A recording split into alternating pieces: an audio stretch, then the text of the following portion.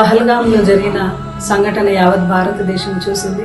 దాని ప్రతీకారంగా భారతదేశం కూడా మిషన్ సింధూరాన్ని లాంచ్ చేసింది. మిషన్ సింధూరాలో భాగంగా వినుకొండ కాన్స్టిట్యున్సీకి కోరెంట్ల మండలం కలితాండకు చెందిన మురళీ నాయక్ కూడా తన వంతు దేశ ప్రేమ చాటుతూ వీర మరణాన్ని పొందినాడు ఈ యుద్ధంలో. ఈ రోజు జగన్మోహన్ రెడ్డి గారు వాళ్ళ తల్లిని తండ్రిని ఇద్దరిని కూడా ఫోన్ ద్వారా పరామర్శం చేయడం జరిగింది. వాళ్ళ తల్లి బిడ్డని తన కొడుకుని చదివించాలని ముంబైలో కష్టపడి పనిచేసి అదేవిధంగా భీమ్ వ్యాపారం చేస్తూ వాళ్ళ తండ్రి మురళీ నాయక్ ఎప్పుడు కూడా చెప్పేవాడంట, చిన్నపిల్లడి నుంచి కూడా ఆర్మీ పోవాలా, ఆర్మీ చేరాలా అని. ఒక్కరోజైనా యూనిఫామ్ వేసుకొని చనిపోయాలనే ఆశయానికి చాలా కష్టపడినారు వాళ్ళ తల్లిదండ్రులు. ఈ రోజు గుర్తు చేసుకున్నారు. అటువంటి వీర మాతని కలవాలి, అదేవిధంగా వాళ్ళ ఆ కుటుంబానికి పరామర్శించాలి.